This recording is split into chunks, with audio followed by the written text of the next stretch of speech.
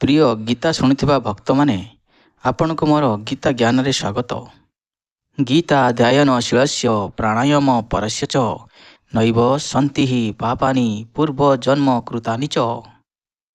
ଯଦି କୌଣସି ବ୍ୟକ୍ତି ବହୁ ନିଷ୍ଠା ଏବଂ ଗମ୍ଭୀରତାର ସହିତ ଭଗବଦ୍ଗୀତା ପାଠ କରେ, ତାହେଲେ ଭଗବାନଙ୍କର ଅନୁକମ୍ପାରୁ ତାହାର ଗତ ପାପକର୍ମର ପ୍ରତିକ୍ରିୟା ତାକୁ ଭୋଗ କରିବାକୁ ପଡ଼େ ନାହିଁ।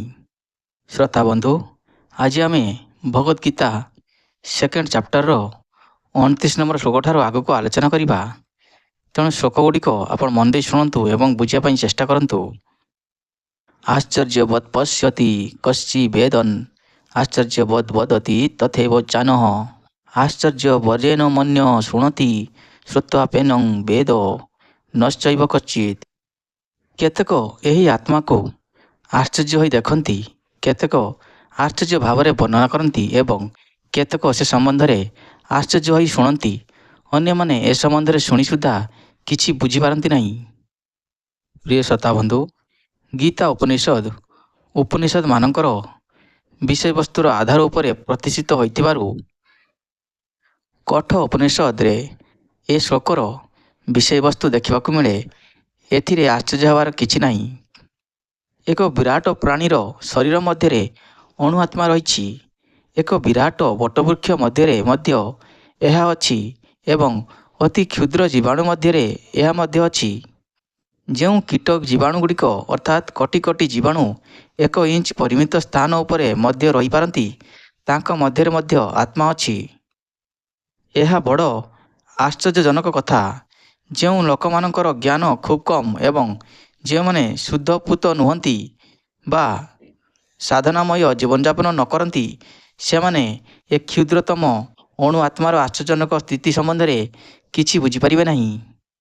ଯଦିଓ ବିଶିଷ୍ଟ ଅଧିକାରୀ ବା ଆଦିଗୁରୁ, ଯେ କି ବ୍ରହ୍ମାଣ୍ଡର ପ୍ରଥମ ସୃଷ୍ଟଜୀବ ବ୍ରହ୍ମାଙ୍କୁ ଏ ଜ୍ଞାନ ପ୍ରଦାନ କରିଥିଲେ, ଏ ବିଷୟରେ କହନ୍ତି, ତାହେଲେ ବି ସେମାନେ ମୂର୍ଖମାନେ ଆତ୍ମତତ୍ତ୍ୱକୁ ବୁଝିପାରିବେ ନାହିଁ। ଆଧୁନିକ ଯୁଗର ଅଧିକାଂଶ ଲୋକଙ୍କ ଜ୍ଞାନ ଖୁବ୍ କମ୍ ଏବଂ ପଦାର୍ଥମାନଙ୍କର ସ୍ଥୂଳ ଧାରଣା ହିଁ କେବଳ ସେମାନଙ୍କର ଅଛି। ସେଇଥିପାଇଁ ସେମାନେ ବୁଝିପାରନ୍ତି ନାହିଁ ବା କଳ୍ପନା କରିପାରନ୍ତି ନାହିଁ କିପରି ଏକ କ୍ଷୁଦ୍ର ଅଣୁ ଆତ୍ମା ଏତେ ବଡ଼ ସ୍ଥୂଳ ଓ ଏତେ ସୂକ୍ଷ୍ମ ହୋଇପାରେ।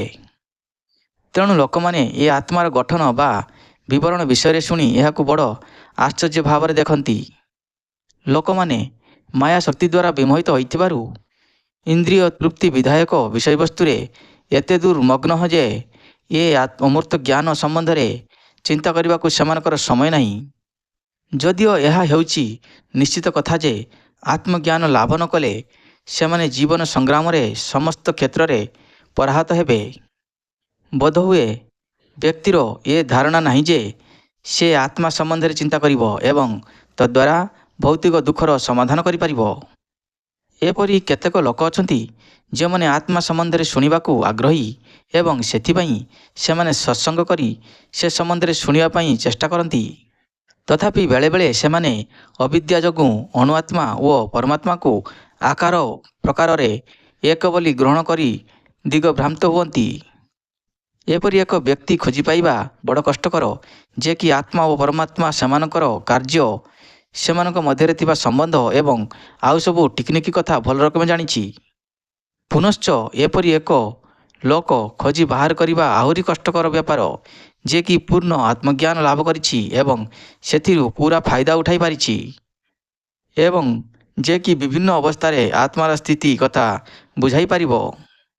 ଯେପରି ହେଉ, ଯଦି କୌଣସି ବ୍ୟକ୍ତି ଆତ୍ମା ସମ୍ବନ୍ଧୀୟ ଜ୍ଞାନ ଲାଭ କରିପାରିଲା ବା ସେ ସମ୍ବନ୍ଧୀୟ ସମସ୍ତ କଥା ବୁଝିପାରିଲା, ତାହେଲେ ତା'ର ଜୀବନ ସାର୍ଥକ ହୋଇଗଲା ବୋଲି ବୁଝିବାକୁ ହେବ। ଆତ୍ମା ସମ୍ବନ୍ଧରେ ବୁଝିବାର ସହଜତମ ଉପାୟ ହେଲା ଭଗବଦ୍ଗୀତାର ବାଣୀକୁ ଗ୍ରହଣ କରିବା। କିନ୍ତୁ ଏଠାରେ ଗୋଟିଏ କଥା ମନେ ରଖିବାକୁ ପଡ଼ିବ ଯେ ଗୀତା ବାଣୀର ବକ୍ତା ସ୍ୱୟଂ ଭଗବାନ ଶ୍ରୀକୃଷ୍ଣ, ଯେ କି ଗୀତାର ବିଶିଷ୍ଟ ଅଧିକାରୀ। ଯାହା ସେ ଗୀତା ସମ୍ବନ୍ଧରେ କହିଛନ୍ତି ତାହାକୁ ହିଁ ଗ୍ରହଣ କରିବାକୁ ହେବ। ସେ ସମ୍ବନ୍ଧରେ ଅନ୍ୟ କିଛି କଥା ଆଉ ଶୁଣିବାକୁ ପଡ଼ିବ ନାହିଁ। କିନ୍ତୁ ଏଥିନିମିତ୍ତ ତପସ୍ୟା ଓ ସାଧନା ଦରକାର। ଇହ ଜନ୍ମରେ ହେଉ କିମ୍ବା ପୂର୍ବ ଜନ୍ମରେ ହେଉ, ଶ୍ରୀକୃଷ୍ଣଙ୍କୁ ପରମ ପୁରୁଷ ଭଗବାନ ରୂପେ ଗ୍ରହଣ କରିବା ପୂର୍ବରୁ ବ୍ୟକ୍ତିକୁ ତପସ୍ୟା ଓ ସାଧନା କରିବାକୁ ପଡ଼ିବ। ଅବଶ୍ୟ ଏକ ଶୁଦ୍ଧ ଭକ୍ତଙ୍କର ଅତହେଉକି କୃପା ଲାଭ କଲେ ବ୍ୟକ୍ତି ଭଗବାନଙ୍କୁ ଜାଣିପାରିବ, ଅନ୍ୟଥା ସମ୍ଭବ ନୁହେଁ। ଦେହି ନିତ୍ୟଂ ବଧେୟଂ ଦେହେ ସର୍ବସ୍ୟ ଭାରତ ତସ୍ମାତ୍ ସର୍ବାଣୀ ଭୂତାନି ନତ୍ୱାଂ ସଚିତ୍ ମହର୍ଷି। ହେ ଭରତ ବଂଶଜ, ଏ ଶରୀର ମଧ୍ୟରେ ଯେ ବାସ କରୁଛି ଅର୍ଥାତ୍ ଯେ ଦେହୀ ନିତ୍ୟ ବା ସନାତନ ଅଟେ ଏବଂ ତାକୁ କଦାପି ବଧ କରାଯାଇପାରିବ ନାହିଁ, ତେଣୁ ତୁମେ କାହାରି ପ୍ରତି ଦୁଃଖ କରିବା ଆବଶ୍ୟକ ନୁହେଁ। ବର୍ତ୍ତମାନ ଭଗବାନ ଅପରିବର୍ତ୍ତନୀୟ ଆତ୍ମା ସମ୍ବନ୍ଧରେ ଉପଦେଶର ଉପସଂହାର କରୁଛନ୍ତି। ବିଭିନ୍ନ ପ୍ରକାର ଅମର ଆତ୍ମା କଥା ବର୍ଣ୍ଣନା କରି ଭଗବାନ ଶ୍ରୀକୃଷ୍ଣ ବର୍ତ୍ତମାନ ପ୍ରମାଣ କରୁଛନ୍ତି ଯେ ଆତ୍ମା ଅମର ବା ନିତ୍ୟ ଏବଂ ଏ ଶରୀର ଅନିତ୍ୟ ଅଟେ।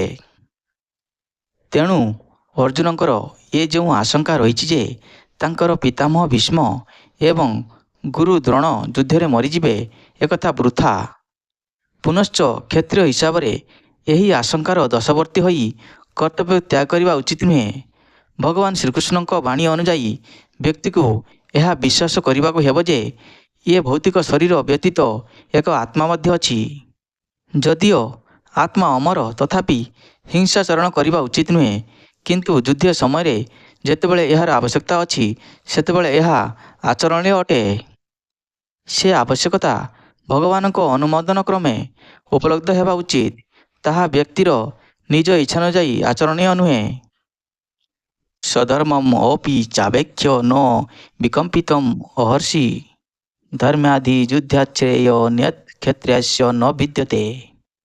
ଏଇଠାରେ ଭଗବାନ କହୁଛନ୍ତି, କ୍ଷତ୍ରିୟ ହିସାବରେ ତୁମର କର୍ତ୍ତବ୍ୟ କଥା ବିଚାର କଲେ ତୁମକୁ ଏହା ଜାଣି ରଖିବାକୁ ହେବ ଯେ ଧର୍ମ ଯୁଦ୍ଧରେ ଅଂଶଗ୍ରହଣ କରିବା ଅପେକ୍ଷା ତୁମ ପକ୍ଷରେ ଆଉ ମଙ୍ଗଳକର କାର୍ଯ୍ୟ କିଛି ନାହିଁ ଏବଂ ସେଇଥିପାଇଁ ଏଥିରେ ଦ୍ୱିଧାବୋଧ କରିବାର ଆବଶ୍ୟକତା ନାହିଁ।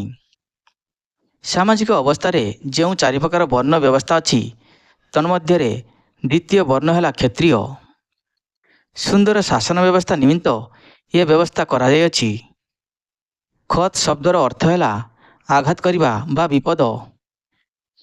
ଆଘାତ ବା ବିପଦରୁ ଯେ ରକ୍ଷା କରେ ତାକୁ କ୍ଷତ୍ରିୟ କୁହାଯାଏ। ତ୍ରାୟତେ ଶବ୍ଦର ଅର୍ଥ ରକ୍ଷା କରିବା। ବଣରେ ହତ୍ୟା କରିବା ନିମିତ୍ତ କ୍ଷତ୍ରିୟମାନଙ୍କୁ ତାଲିମ ଦିଆଯାଇଥାଏ।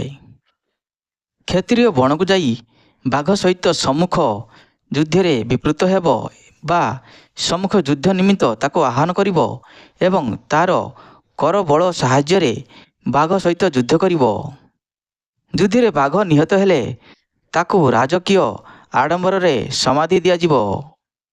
ଏ ପ୍ରଥା ଏବେ ସୁଦ୍ଧା ଜୟପୁରର କ୍ଷତ୍ରିୟ ରାଜଗଣ ପାଳନ କରି ଆସୁଥିଲେ। ବିଶେଷ କରି କ୍ଷତ୍ରିୟମାନେ କିପରି ଯୁଦ୍ଧ କରିବାକୁ ହେବ ବା ଶତ୍ରୁକୁ ଯୁଦ୍ଧକୁ ଆହ୍ୱାନ କରିବାକୁ ହେବ ଏବଂ ଯୁଦ୍ଧରେ ଶତ୍ରୁକୁ ନିପାତ କରିବାକୁ ପଡ଼ିବ, ଏ ତାଲିମ ନେଇଥାନ୍ତି। କାରଣ ବେଳେବେଳେ ଧର୍ମରକ୍ଷା ନିମିତ୍ତ ହିଂସା ଆଚରଣ କରିବାକୁ ଦରକାର ପଡ଼େ। ତେଣୁ କ୍ଷତ୍ରିୟମାନେ ସିଧାସଳଖ ସନ୍ନ୍ୟାସ ଗ୍ରହଣ କରିବା ଉଚିତ ନୁହେଁ। ରାଜନୀତିରେ ଅହିଂସା ଏକ କୂଟନୀତି ହୋଇପାରେ, କିନ୍ତୁ ଏହା ଶାସନ ନୀତି ନୁହେଁ। ଧର୍ମଶାସ୍ତ୍ରରେ କୁହାଯାଇଛି, ଅବହେଷୁ ମିଥ୍ୟା ନ୍ୟାନ୍ୟଂ ଦିଘାସନ୍ତ ମହିକ୍ଷିତଃ ଯୁଧ୍ୟମାନ୍ତଃ ପରଂ ଶକ୍ତ୍ୟା ସ୍ୱରଂ ଜାନ୍ତ ପରାଷ୍ଟକମୁଖଃ ଯଜ୍ଞେଷୁ ପଶବ ବ୍ରହ୍ମନ୍ ହନ୍ୟନ୍ତେ ସତତଂ ଦ୍ୱିଜଃ ସଂସ୍କୃତଃ କିଳ ମନ୍ୟେଷ ଚ ତେପି ସ୍ୱର୍ଗମ୍ ଅବାପ୍ଲବନ୍। ଯେପରି କ୍ଷତ୍ରିୟ ବ୍ରାହ୍ମଣମାନେ ଯଜ୍ଞରେ ପଶୁ ବଳି ଦେଇ ସ୍ୱର୍ଗ ଲାଭ କରନ୍ତି, ସେହିପରି ଯୁଦ୍ଧ କ୍ଷେତ୍ରରେ ଜଣେ ରାଜା ବା କ୍ଷତ୍ରିୟ ଶତ୍ରୁ ସହିତ ଯୁଦ୍ଧ କରି ମୃତ୍ୟୁବରଣ କଲେ ସ୍ୱର୍ଗଲୋକ ପ୍ରାପ୍ତ ହୁଏ। ତେଣୁ ଧର୍ମନୀତି ଉପରେ ପ୍ରତିଷ୍ଠିତ ହୋଇ ଯୁଦ୍ଧରେ ହିଂସାଚରଣ କରିବା ବା ଶତ୍ରୁକୁ ବିନାଶ କରିବା ଏବଂ ଯଜ୍ଞରେ ପଶୁ ବଳି ଦେବା ହିଂସାତ୍ମକ କାଣ୍ଡ ବୋଲି ବିବେଚିତ ହୁଏ ନାହିଁ। କାରଣ ଧର୍ମନୀତି ଅବଲମ୍ବନ କଲେ ସମସ୍ତେ ଉପକୃତ ହୁଅନ୍ତି ବା କଲ୍ୟାଣ ସମସ୍ତଙ୍କର ହୁଏ। ଯେଉଁ ପଶୁକୁ ଯଜ୍ଞରେ ବଳି ଦିଆଯାଏ, ସେ ସାଙ୍ଗେ ସାଙ୍ଗେ ମାନବ ଜନ୍ମ ଲାଭ କରେ।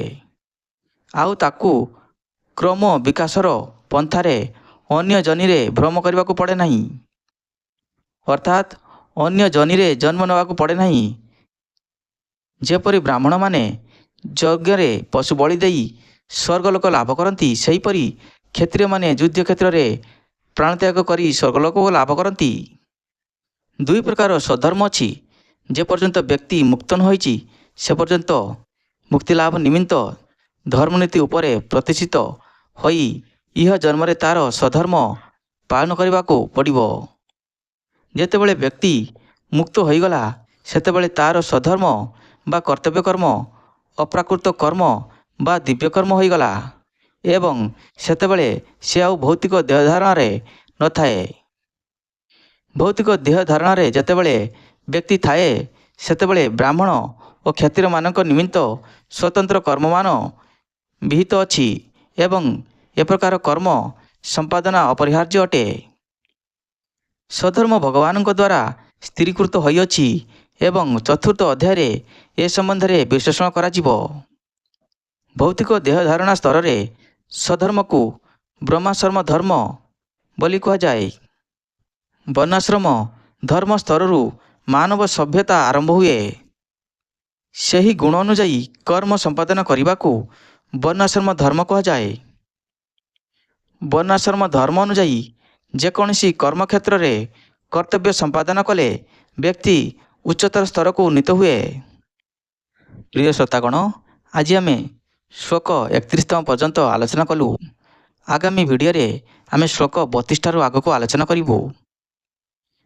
ଭଗବଦ୍ଗୀତାର ଏହି ବାଣୀ ଆପଣଙ୍କୁ ଯଦି ବୁଝିବାରେ କିଛି କଷ୍ଟ ହୁଏ ତାହେଲେ ମୋତେ କମେଣ୍ଟ କରିପାରନ୍ତି। ମୁଁ ଆପଣଙ୍କୁ ଆଉଥରେ ବିସ୍ତାର ରୂପରେ ବତାଇବା ପାଇଁ ଚେଷ୍ଟା କରିବି। ହରେ କୃଷ୍ଣ, ଗୋବିନ୍ଦ ଆପଣଙ୍କର ମଙ୍ଗଳ କରନ୍ତୁ। ପୁଣି ଦେଖା ହେବ ଆଗାମୀ ଭିଡ଼ିଓରେ।